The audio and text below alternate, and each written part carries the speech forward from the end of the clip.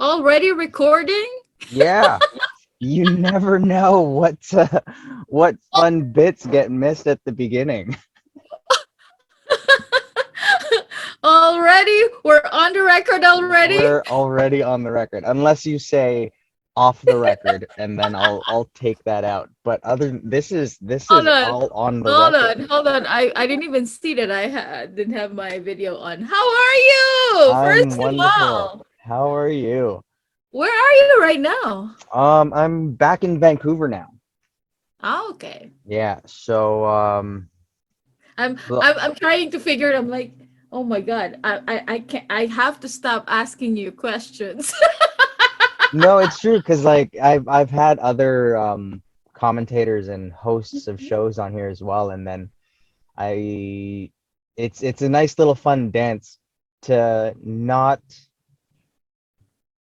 not take away from your question, but at the same time to bring it around so then I'm facilitating the interview because it's my time now because you have done so much interviewing and I can only imagine that's where your mind goes whenever you're on one side of an interview. So It's we'll see. instinct. It's instinct, so we'll see. But everybody, welcome to the 2 Degree Podcast brought to you by the Play On Foundation. Today's guest, I have the honor of introducing her because she does all the introducing whenever she does her interviews, but she's been on so many red carpets. She's interviewed so many A-listers, and she has done such an amazing job for Asian Filipino representation within the media, especially within the mainstream media and especially within Hollywood.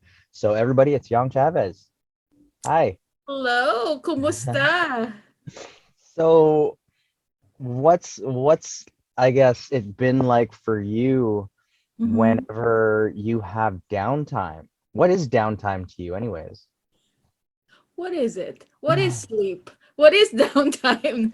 Uh, but yeah, it's interesting because and I've always operated with that duality of at the back of my mind I'm always working because it's always that. So I try to integrate into work my personal whatever it is that I needed to do, but I that's the thing also about getting your dream job at a later time in life, Mm, because you've actually figured out the growing up and all the things that you needed in your life to be happy, so mhm, it's easier. And mm, I've and I don't want to start with this, but mm, for me the biggest um reason I'm able to do what I'm able to do is because I have a wonderful husband who I never talk about in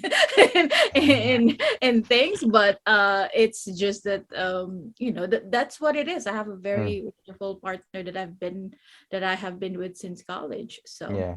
yeah. The support system is definitely such a strong and impactful aspect when it comes to pursuing any career, not even a Yeah. career in the arts, but any kind of job. Mm-hmm.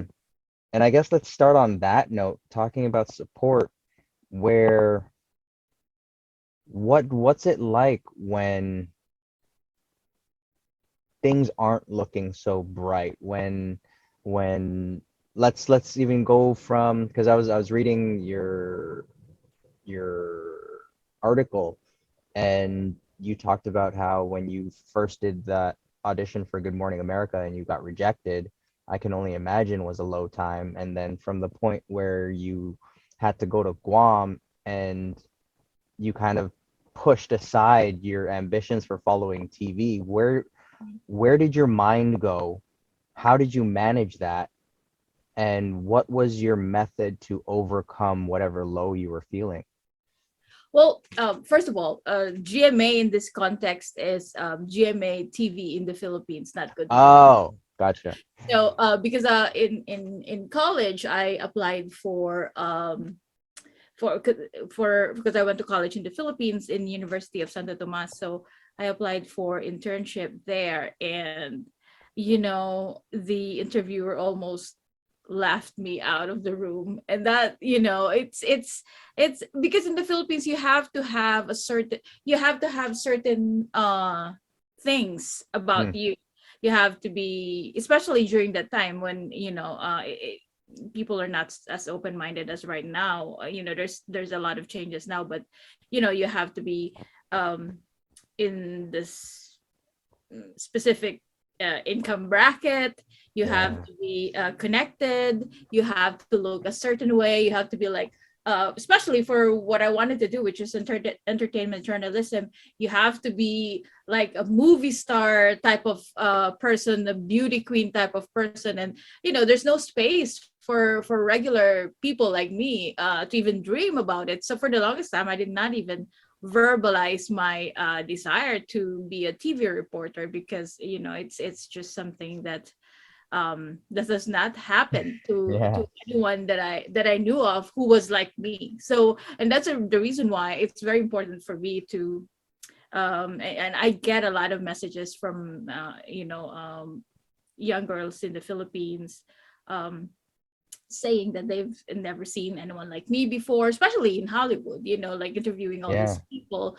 Uh, but in terms of what you were asking about setbacks, it is hard. And the misconception is that at a certain point it gets easier. No, it doesn't. It's still a struggle. And during the pandemic, I had this downtime that I never had before.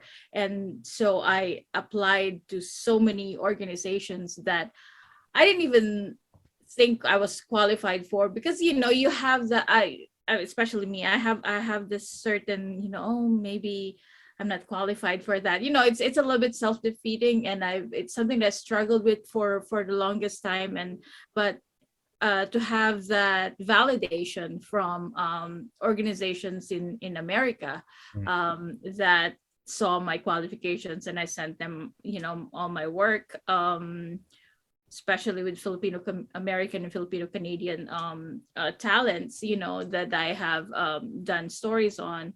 Um, and it took a while for me to, just acknowledge that my work, and I say this, please, with us Filipinos, we're very careful not to sound yabang is the word, right? Like, you're kind of being proud or something like that. But it took a while for me to even acknowledge that maybe my work is just as good, if not sometimes even better, than some of the mainstream things that we've been I'll seeing. I'll I'll I'll second that. I'll definitely second that. You're doing such a fantastic job.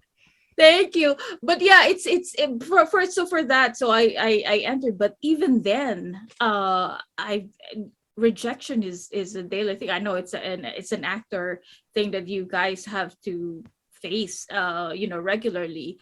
But for me, because the I have two connections with in that I have an American show, and then the majority is the Philippines.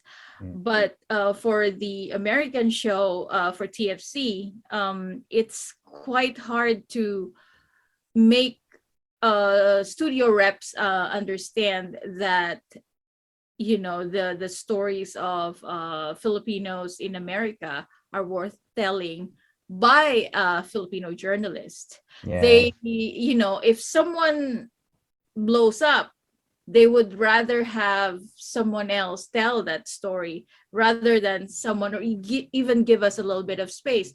I was so, and I talked about it on Twitter, but just I did not name, but I'll say, because I was really disappointed with FX, because when I spoke with Andrew Garfield for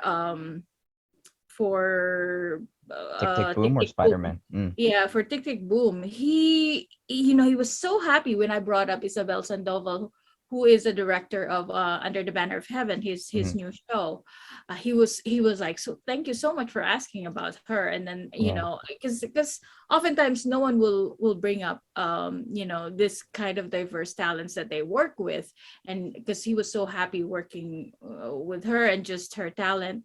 And so I said, when I got I sought out the media person for that, and I said I would love to be included in the press event for this, and I got an immediate no. There's Mhm. no space, and it's something that I've experienced with, and that even, like with Isabel, it was just and I already have a contact with her because I'm friends with her sort of in social media, and I've interviewed her before, so it would be easy enough to do an interview with her. But for the project itself, they want to exclude you, and that's what hurts sometimes, because you're not seen as someone who's deserving also of space when you wanted to tell a story of a marginalized person in that project. Yeah. Um and so that but the thing about that is, as hurtful as that is, it's not even in the worst that I've experienced with them, because the worst was really with the Gianni Versace, which, as you know, starred Darren Criss, who is Mhm. Filipino American, Yeah. stars John John Briones, Isa Camille Briones, Oh, it was so Marlene good. It was Mays, so good. even Cedric Cristoro has a supporting role there. And so all these Filipino talents, and I also applied for that, and this was before I was even a member of all these things, but I said, these are Filipino talents, and even though of course the story is harrowing and it doesn't paint a good picture of Filipino American, but this is a story of a Filipino American and the Filipino American family. Yeah. um and they said no. Mm. Mm. And I just so happened to come across Darren at a red carpet, and I told him, and he was like, it's like, what? Yeah. And then he emailed the publicist back. Uh, Good. yeah, when, right in front of me, he was, and then he even taped, like, this is me, just tell you. And then I sent everything to the publicist. Yeah. Nothing. Yeah. Crickets. But it's a kind of thing that you just have to get over, because when you don't get something, maybe something else will crop up. That's what Where I did that mentality come from for you? How did you develop that? well, I grew up very poor in the Philippines. There was a time, like, when people say they're starving, Mm. I have experienced that literally. I've experienced that when I was in college. Just in the whole day I haven't eaten. Yeah. It's the kind of thing that, like, when people hear about it, they say, oh my god, but it's not something unique to Filipinos. And this is making me cry, Mm. because especially now with the election and stuff, it's just that a lot of things have not changed. And we have this mentality that has come from being under colonization, and you almost have like that victim complex where Yeah. you just look up to people who enslave you. Yeah. Yeah. And that's the reason why things are like that in the Philippines right now. Mm. um and that's the reason why a lot of people are still mired in poverty, and the only reason, and the only way for you to get out of that poverty is to go abroad, or to do some things that are, and it's Yeah. very rarely that people get out of that cycle of poverty, the generational poverty. It's very Mhm. rare, without going abroad. Yeah. So, I learned early enough to fend for myself and to just keep trying, because that's why my family, my husband and my daughter, they said, because I've always been, the Filipino term is walang hiya, which is, shameless, Mhm. in a way, because I did not grow up having that thing pulling me back, where I always just ask, because Yeah. what's the worst that can happen? They can reject you. Yes, that's not a good experience, but then someone will say yes eventually. Hmm. So that's how it's been. Was your goal from the start, because especially as of late, and seeing the, I guess, your mission behind representing Filipinos and pushing the Mhm. narrative that we are also, worthy of a voice and worthy of being seen. Was Mhm. that always your intent to put Filipinos on the map? Was representation and diversity always in the forefront? Definitely. Mm, Because I've seen it. I've had friends who started in the industry and just very talented, or just as talented or even more talented than the other people that I've seen, and they're just not getting the breaks that they do mhm, they deserve. So there were times when when I got access to the red carpet. And let me give a quick shout out. The reason why I was able to get to attend some of this high profile red carpets like the Emmys and SAG Awards is because of Filipino publicists too. okay. So that's the reason why, because when I met them, and they know what my network is and what the Filipino, I don't have to explain, I don't have uh to make all this thing. Like sometimes I write, whenever I ask for inclusion, I write this essay because you always have to explain yourself, you always have to explain who you are, but with them they already know. And so, like Christina Canseco and Michael Samonte, all these publicists who at the outset said, you know what, we're gonna get you in. And this is the kind of community that we have, is when we help each other, things happen. And I've always had that feeling of, I hated it when the stories of our Filipino talents are not told. I hated it when they see on the red carpet, even with Asian talents, see on the red carpet and no one's minding them. Like, and it still happens. Like, at the recent at the Top Gun premiere, I saw because Manny Jacinto, of course, is Filipino, but the other Asian talents there is Manny's partner Diane, and Raymond Lee, and who else was there?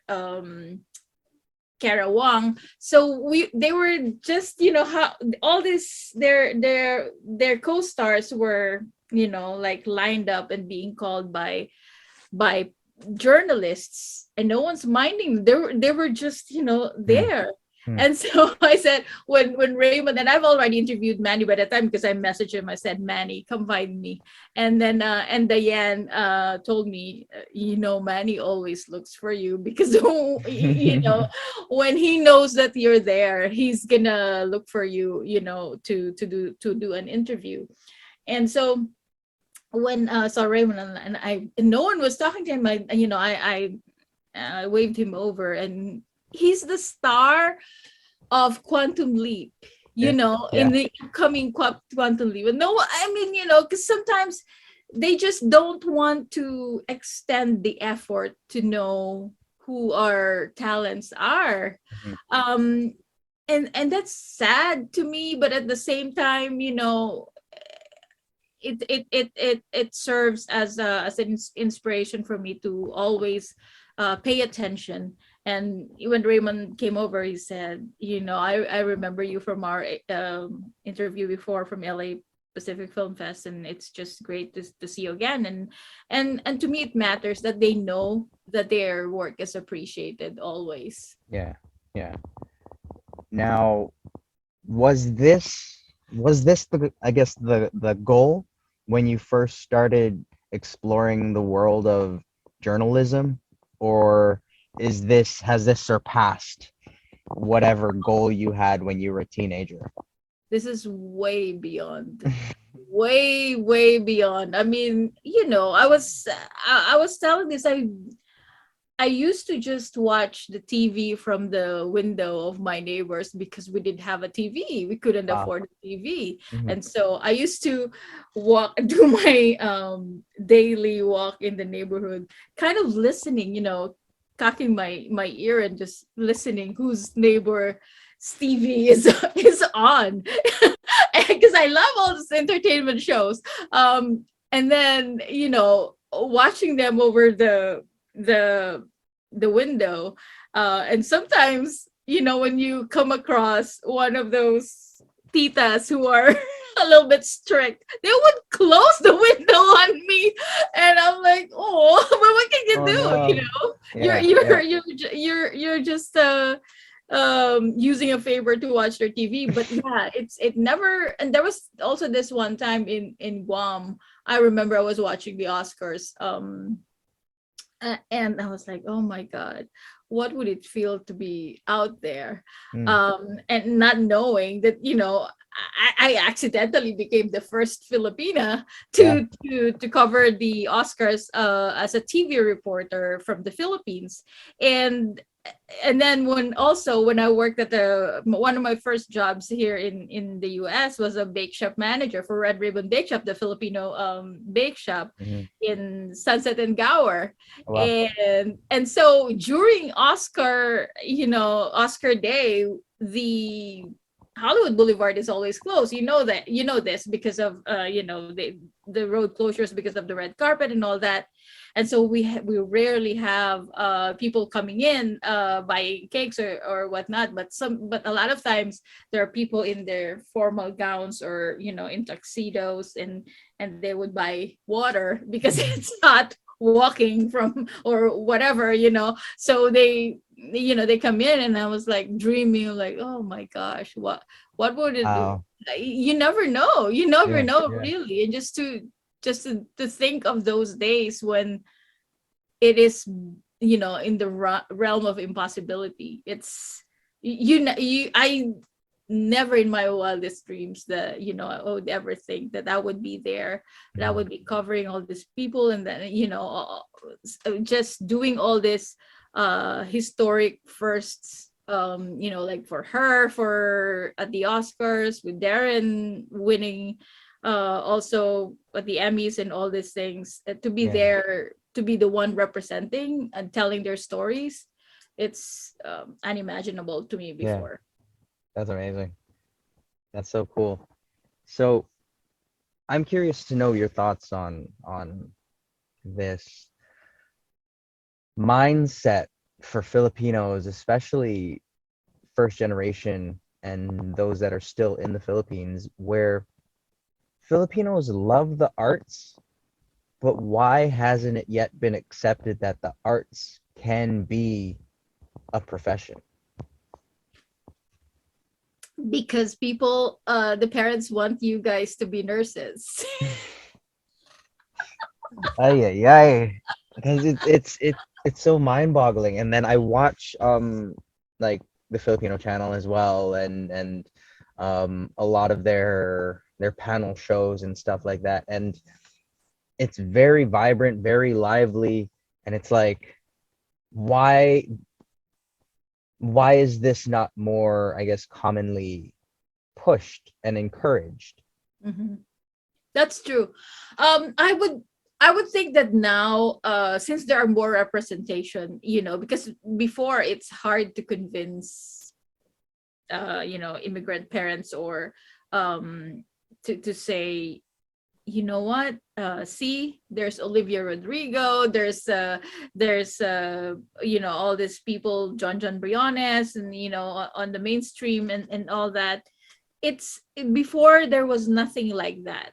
Mm, It's only Lea Salonga, yeah. and so, and enrolling in all those musical theater classes in the Philippines is only for the rich. Mm, mm, All of our talents, who most of our talents who were able to have any kind of success, they came from singing contests, mm, and then, so for actors now, there is a lively um like group of younger Filipino actors who come from theater, who come from independent films, because there is now a lively independent film industry in the Mhm. Philippines, where there used to be only the big companies.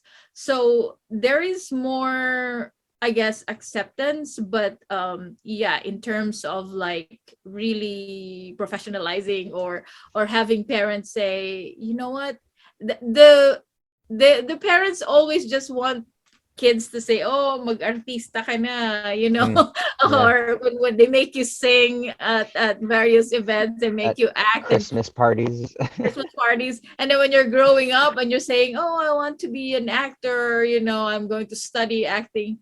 Oh no, No. no.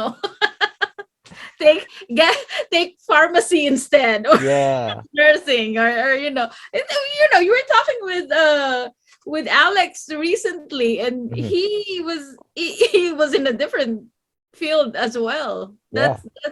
That's really how it is. Yeah.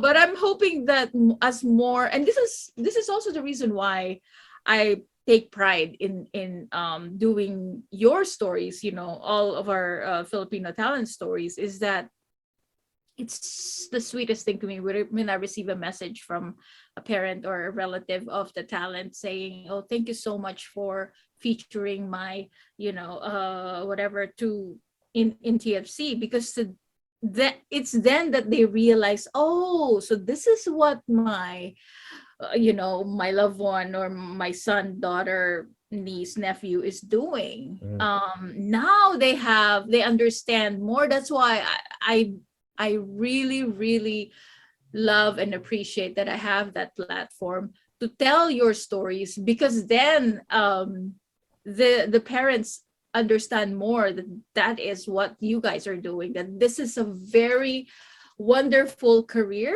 Mhm. and an aspiration, and something that you can be proud of. Yeah. Yeah.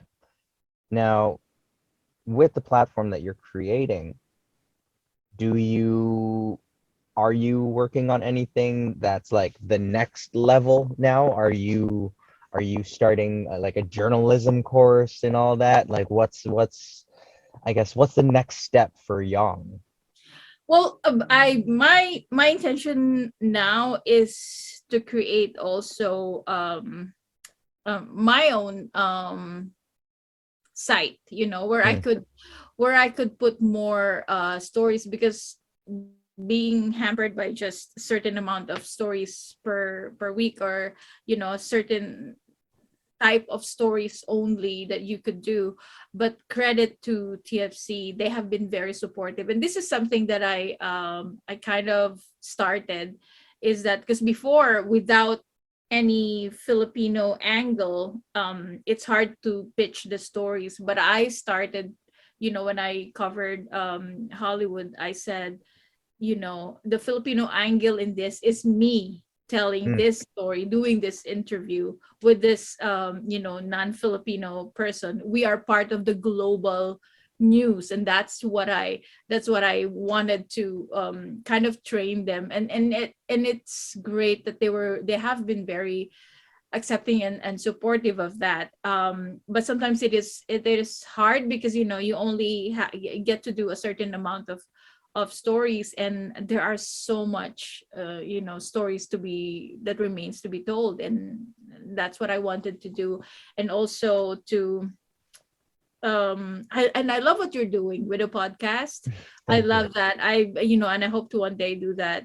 But apart from the entertainment side, I am compelled to do something about um, kind of voter education Mm, for our people, um, because there's so many things I feel like that many of them don't understand, because of lack of access, maybe, or lack of people to explain, like mhm, what's happening right now with the stock market. It fell down because the Philippines has become volatile, and so investors are pulling out, and it will affect, you know the Filipinos back home who are barely surviving as it is. So for them, for the effect to be higher prices, of commodities, that's something that a lot of them did not understand or was not explained to them. Yeah. So I want, and then for here in the US, there is also a lot of things that are sometimes not explained fully to our people, and that's why it's easier for them to get sucked into the propaganda and the fake news. And so Mm, that is my, because during the first incidents of the Asian hate occurrences, I was I saw something on Twitter, like a call for um Asian language speakers, native Asian language speakers, to help out with this website that they put, where all the reports for Asian hate incidents were being reported, and then like a step by step, what to do, if mm, it happens to you. And so I volunteered for that. I contacted the person, and then they gave me this whole thing to translate, and I translated it, in Tagalog. And I feel like there are many things that I could, since I'm bilingual, I could hope to kind of inform through a newsletter or something, and then uh tape it in Tagalog, like old style. Old Filipinos used to listen to radio, yeah. Yeah. so maybe something like that, that kind of explains the news of the day or the news of the week, if a daily thing is not something that I could do. But Yeah. yeah, because um it we have to do something. Hmm. Hmm. That's what I want to do now. Nice. I like that. So I don't know what happened with my Zoom, but this whole countdown timer thing has been new to me. So what I am going to do is we're going to take a quick commercial break. And so if you could just rejoin that same link, and then that Sure. should reset the time. So I will catch you in a All right. minute. What Oh was man, I know. technology? It's so bothersome too. But I think this is the easiest solution for that. Okay, hold on. Um, I love that you're bringing everything full circle and back to the Philippines, Mhm. and focusing on growing voices and emerging voices and giving them a platform as well. What was your struggle then, if you had a struggle? I can only imagine, considering you've entered this very white industry. How Mhm. did you hold on to your roots? uh well, first of all, I mean, I think anyone who's seen me and heard me would know that I'm Filipina because of Mhm. everything about me. Yeah. And so it's just something that excuse me. I thought um at first, because there's this assimilation thing that first generation of immigrants teach the kids, Hmm. and it's something that I myself, I taught my daughter this, and that's the reason why I blame myself for her not speaking Tagalog fluently. She Mm. understands everything. That's the um same with me. yeah, yeah, it's if I could do it all over again, believe you me, I will do it again. But she took the Filipino lessons in college, so that helps. But I wish I spent more time teaching her the language. But when you're a new immigrant here, all your focus is on surviving Yeah. and just trying to have your rent, pay Yeah. your Yeah. rent, and all that. But in terms of holding on, I don't think there was any other way. I I wanted to be known as someone who is Filipino.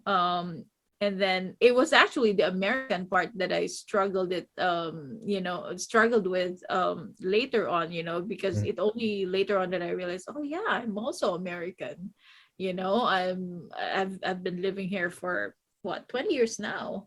mm, And I think I only sort of fully embraced that during the 2016 elections, because my mm, first elections actually was 2008, the Obama years. And yeah.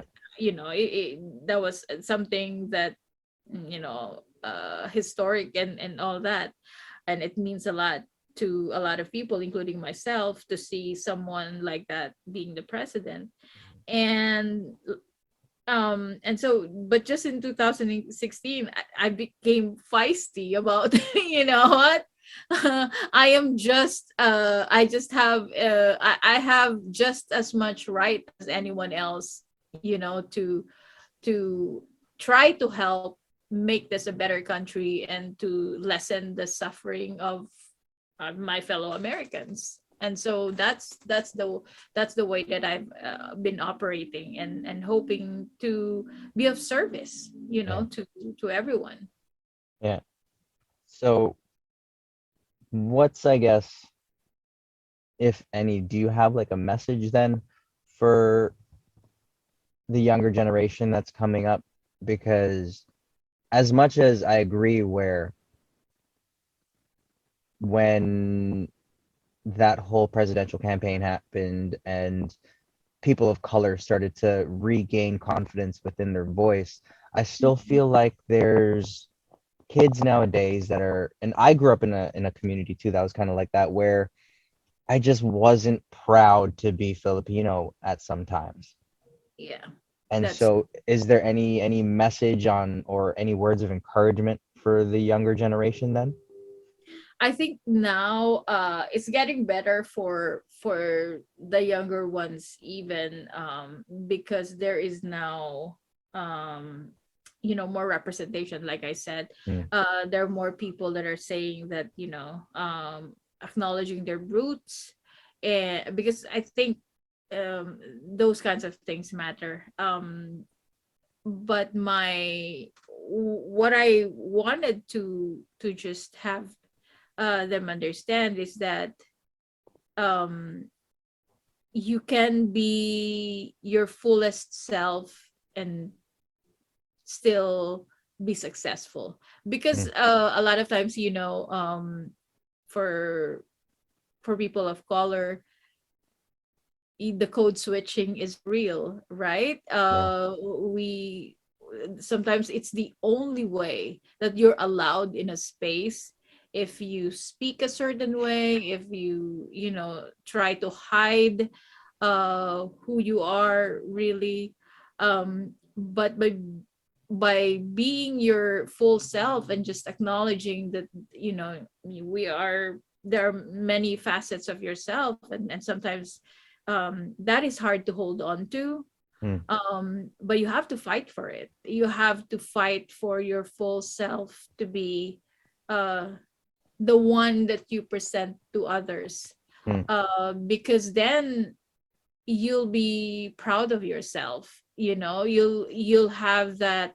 You'll always feel good about that you never hid who you are from other people. And there's nothing to be ashamed of. A lot of times, who especially first generation immigrants, we get made fun of for our accents, and for, we're always the punchlines. And sometimes I really cringe when some comedians make fun of the Filipino, the mom accents, in a way that they are belittled. mm, I understand that it's and I laugh too, for the comedic effect of that. But when it's belittling, that's when mm, I'm like, mm, oh no. yeah. Yeah.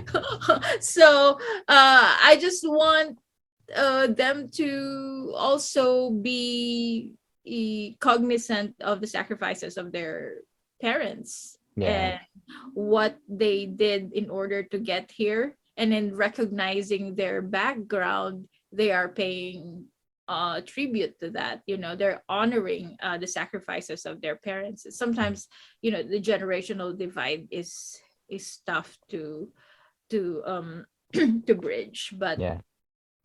you Yeah. just have to try.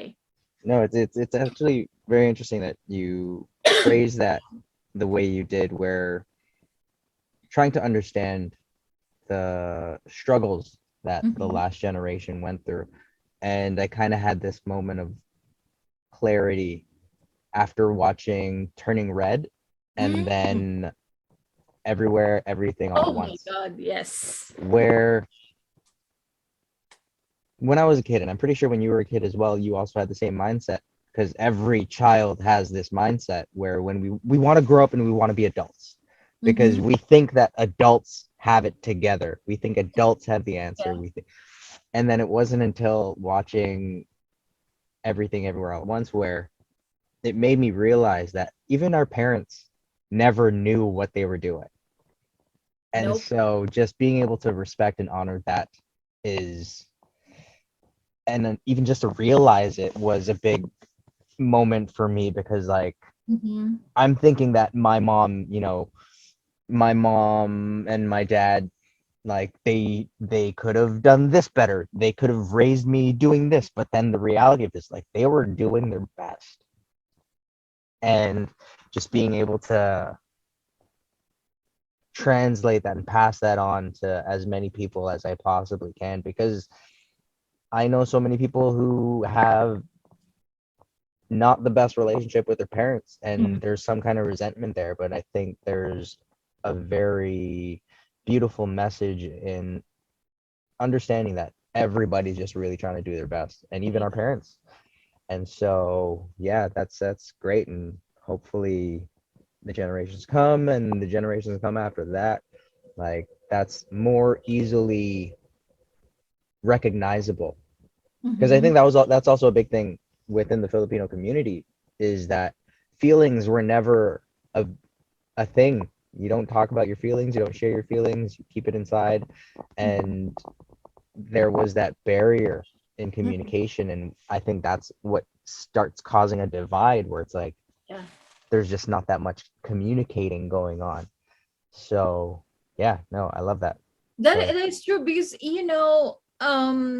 we also grew up in the Philippines with this mindset, with this pride, that if you're an adult, you're supposed to keep it in, and mm, you're not supposed to talk about your feelings because you're seen as weak. But it's not true. And it takes a lot of and we don't go to therapists. We yeah, don't. And that is an issue. We don't talk about our feelings.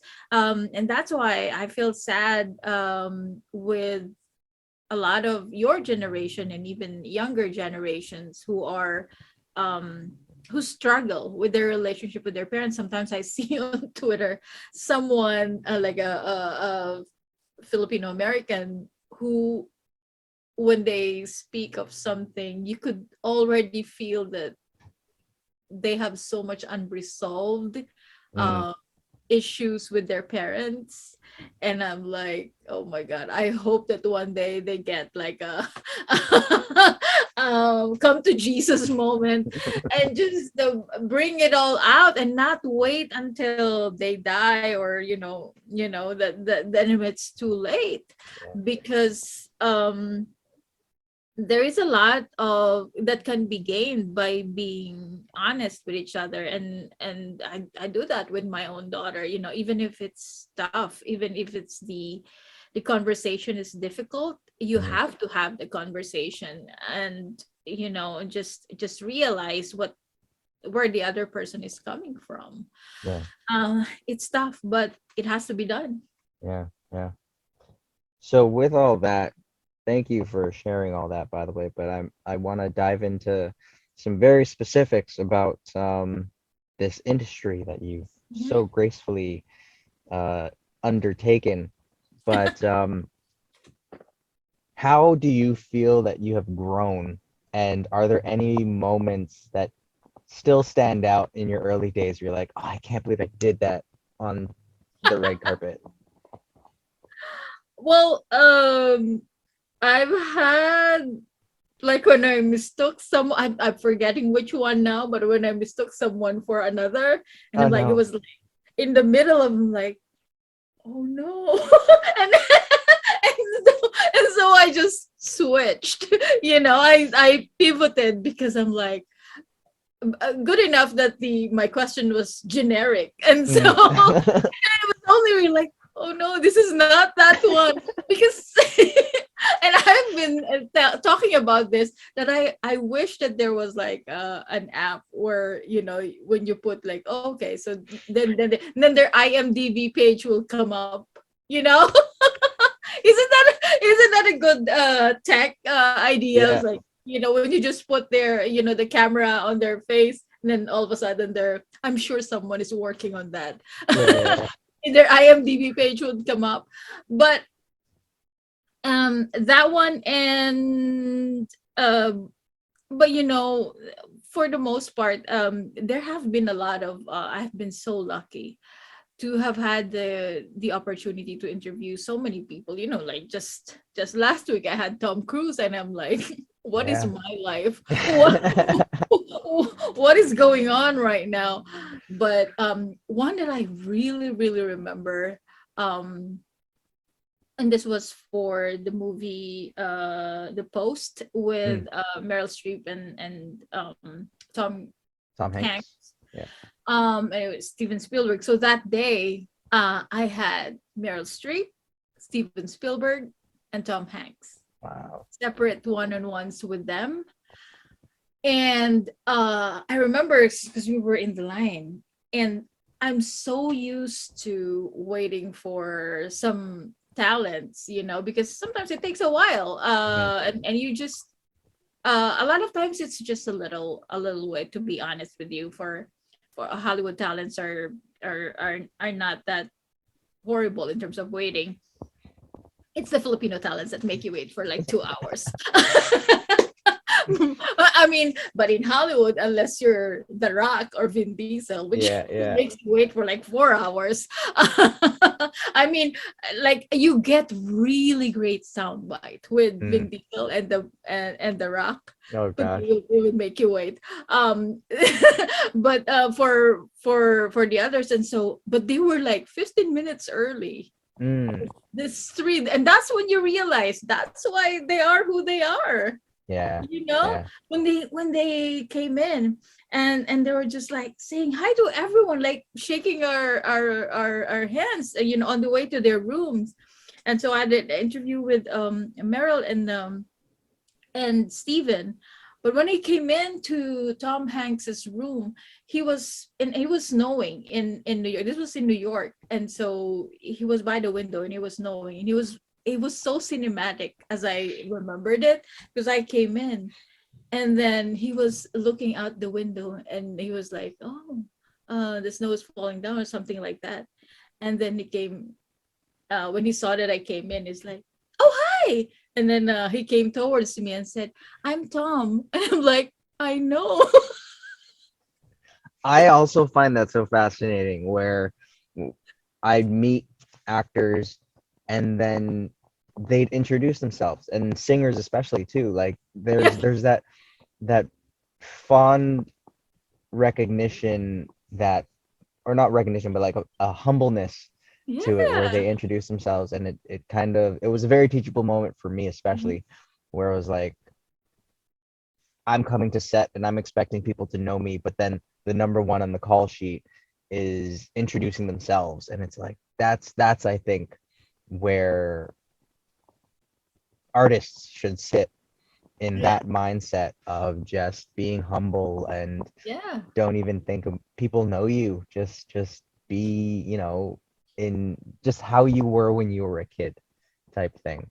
And it's that's really telling about the Yeah, person, right? yeah, yeah. And like at red carpet too, most and this is the thing, a lot of times we, the international press and the multicultural press, minority outlets, and this is, I always, when I say that, and then that's why I have taken to like posting my reports with the number of subscribers. It's Hmm. like we have 13 million subscribers and you're calling us tiny, and that's Yeah. just for YouTube. you know and so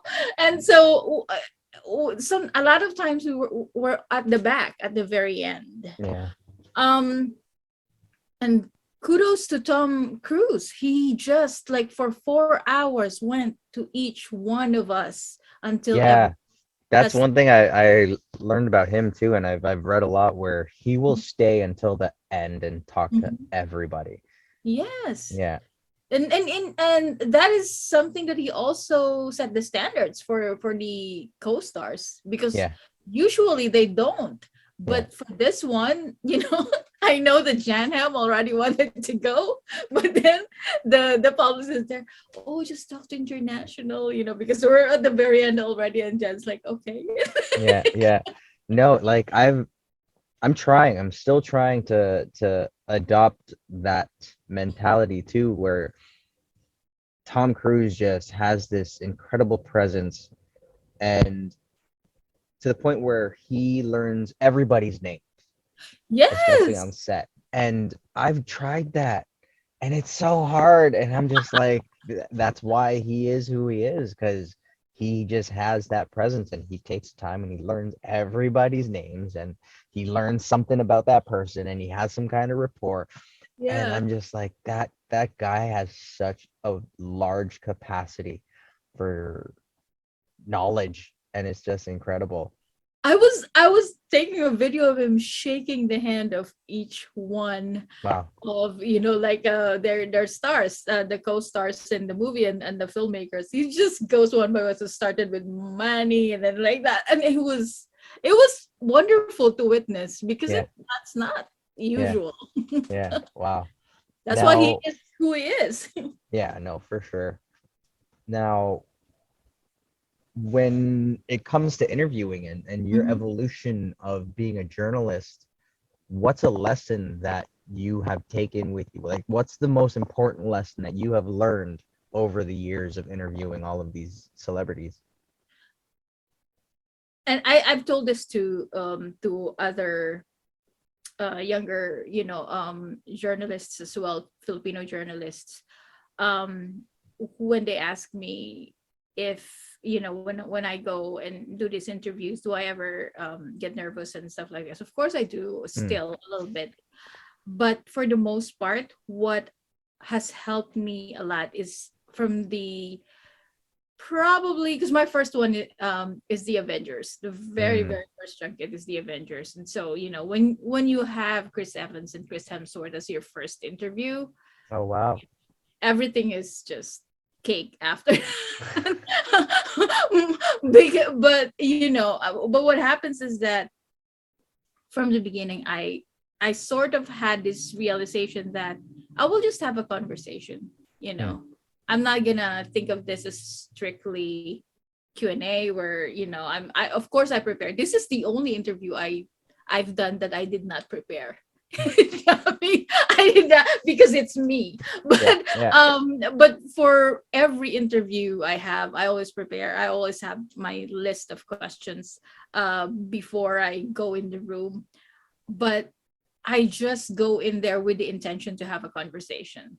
Hmm. Just for it's tough because we only get about 4 to 5 minutes Yeah. per, and so to establish that rapport, um I usually just break the ice with a joke or something if I can think of something. And but it's I don't make really a conscious effort to be whatever. I just go there as naturally as I can. Mhm. Mhm. I have an authentic um like experience, and just when I go there, I'm just me, and I'm Mhm. just gonna, we're, and also because there is always that inferiority complex, or when we grow up in the Philippines, you always feel like you're lower than the um Hmm. foreigners, or Yeah. the white people. You have that mentality because we were under colonial rule. um but it's something that has helped me as an American.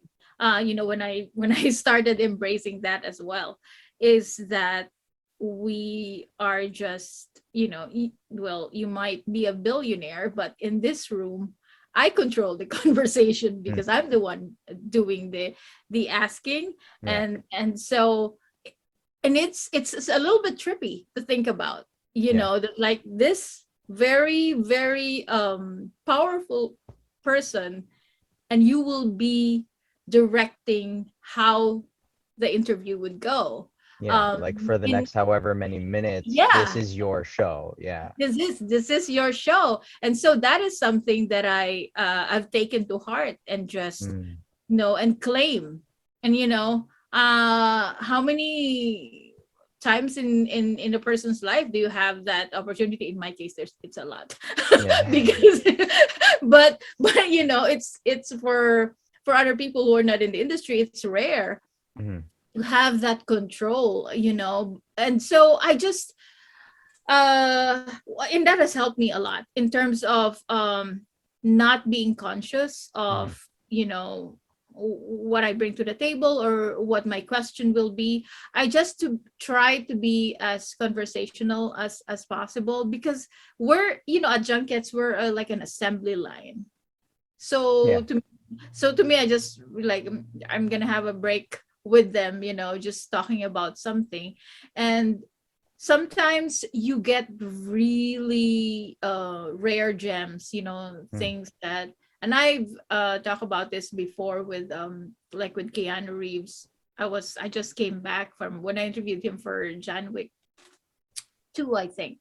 I just came back um from the Philippines, when my mom passed. Hmm. And so when I saw the movie, and I realized that this is about his grief of losing his wife in the movie. And that Keanu also has that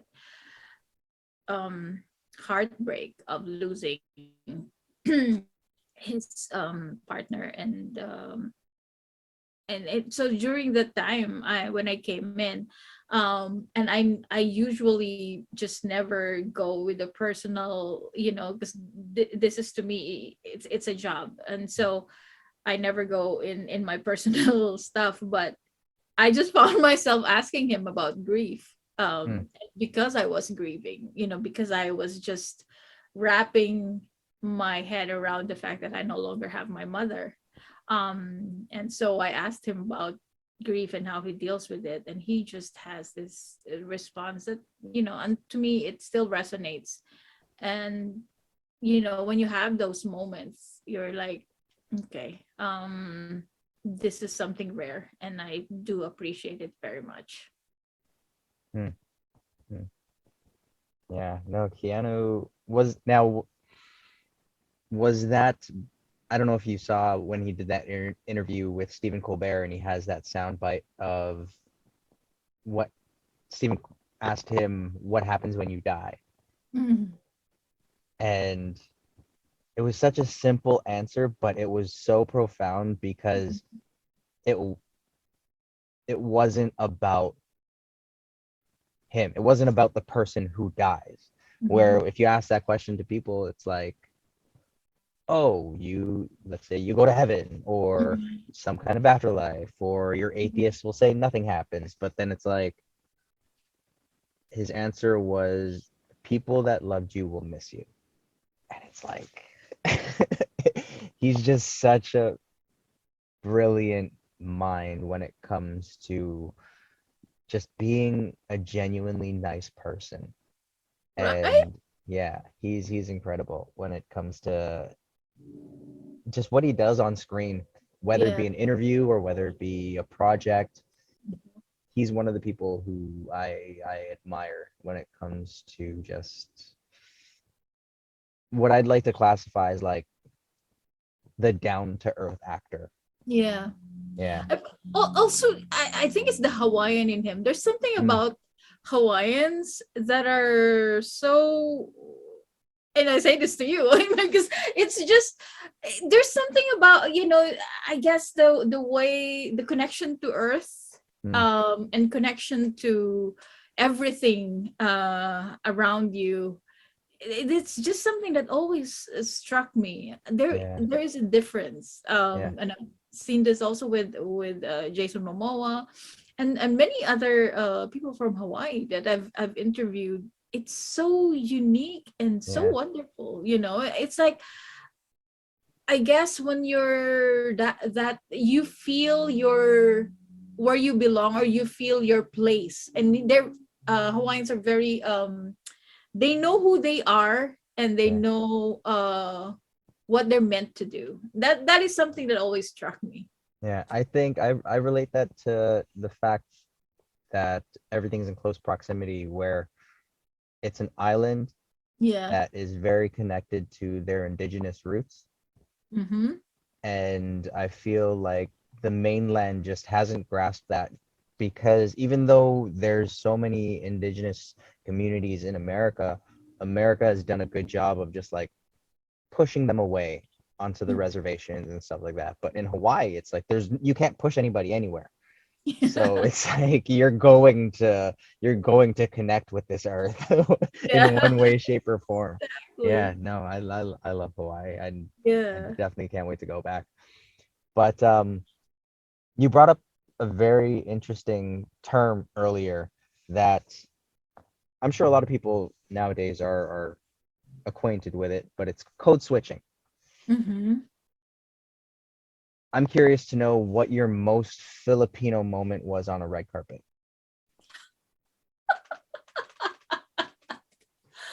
Oh my God. When am I not Filipino on the red carpet? Uh, but I guess it's just like last night. I went to the Lincoln Lawyer red carpet Mm, premiere, and as soon as Reggie Lee saw me, there was just like he was like, that is so Filipino, because we just love amping each other up, and we love seeing a fellow Filipino. It's like an instant kapatid, an instant brother or sister. There's mhm, an mhm, instant family moment that happens there. And also sometimes when because sometimes my like at big events, like at the Emmys, my name tag would have Philippines on it, like mhm. ABS-CBN News Philippines. And so when a talent comes over and sees me, um there was a time when they see me, their first greeting was like, "Oh, Manny Pacquiao," or Manny Pacquiao, as they would say, or "Oh, my nurse is Filipino." Oh gosh. Oh man. That I that reminds me of this one time I was dating this girl, Hmm. and then this is when I had dinner with her mom for the first time, and then that topic of Filipino came up, and then she was like, "Oh, we used to have a maid who is Filipino," and I'm just there, just like, okay, Mm, cool. you know. It's interesting to see or hear what people's, I guess, affiliations to Filipino are. Mhm. It's the common one I get is lumpia. Ooh, I love lumpia. Yeah, so good. Good to know. Yeah, I know. Cool. Thanks. Oh man. Um, Yang, I just want to say, like, again, what you're doing is incredible.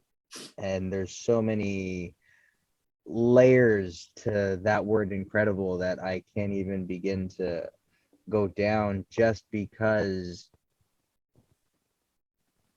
it's the first. You are the first to do it, and you're doing such a great job of it. And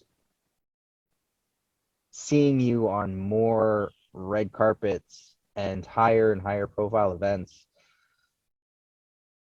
yeah, you're going to, if not have already, inspired so many other Filipinos to pursue this industry to any capacity, whether it be because how you mentioned too, where one of the ways that you got into some of these events were now they're Filipino publicists. Mhm. So being able to understand and explore the different avenues that this industry has to offer, because when you first look at it, when I first looked at it too, I'm just like, oh, if I want to be in this industry, I have to be an actor. And Mhm. then all of a sudden through that I'm meeting Filipino directors, I'm meeting Filipino writers, I'm meeting Filipino producers, and then it just goes down the line of so many other avenues that this industry of entertainment has to offer.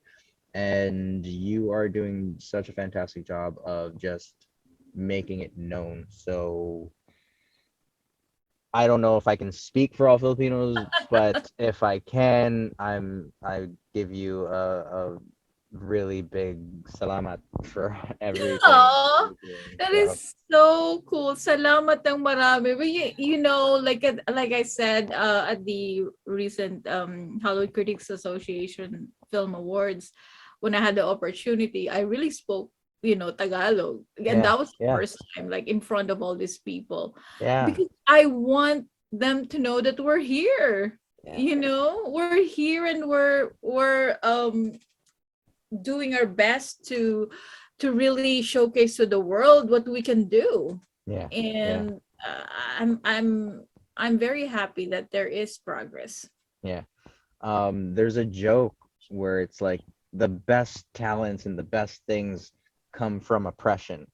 And it's like we have so much talent that hasn't yet been discovered because the oppression is still so heavy on top of us. Oh, And it's like yes. once we can just break that through, oh man, there's so much talent that There's so much. I Oh, can't by the wait. way, I've been wanting to tell you, I love Maid. That's Oh, thank you. Oh, great it's such fun. job. Thank you. I'm always so proud because I was watching it and I was telling my family, oh, I know him.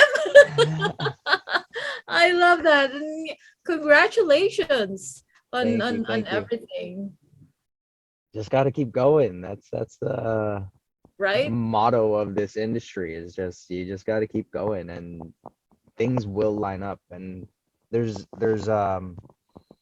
a lot of people who like dive into this industry and they do it so impatiently, and they Mm-hmm. give themselves a timeline where it's like, okay, I'm gonna give this a shot for a year, I'm gonna give this a shot for 5 years, Mm-hmm. and then all of a sudden their time is up because that's the time they gave themselves, and then they drop out. But Mm-hmm. then the big thing with this industry is the people who succeed are the ones that just stay in it and just stay humble, keep your head down, and just try your best. Just keep doing your best. And sometimes That's it's it. just timing too, right? Yeah. But then even with that is people have to realize that they have to be ready when Yeah. this time comes, because a lot of That's the times yeah. I have a love-hate relationship with the term or the phrase trust the process, Mm-hmm. because a lot of people think that the process is just waiting, where in that time of waiting that's when you need to be working on yourself so you're ready for these big opportunities that come. So well That's what they done said for about what, luck, yeah, right? yeah. When opportunity meets preparation. Mm, that's all it is, that's all it is. Yeah. Well, I'm so glad we got this to chat today. Likewise. Thank you for coming out. Everybody, thank y'all for tuning in. Yong Chavez, check her out. I'm pretty sure if you follow some Filipino actors, Filipino entertainers, you have seen her interviews. And the red carpets, if you're ever there, look out for her and give her a big hug. Why not? Salamat! With consent. With consent, of course. No, I was Every just kidding. Well, we're Filipinos. It's always just hold on. Let's do a picture. yeah. I don't even. There you go. Look at me still. Oh my God. Salamat. Salamat. Thank you, everybody, for tuning in. The 2 Degrees podcast brought to you by the Play On Foundation. Check out www.letsplayon.org for more information. But other than that, thank y'all for tuning in and mag-ingat kayo.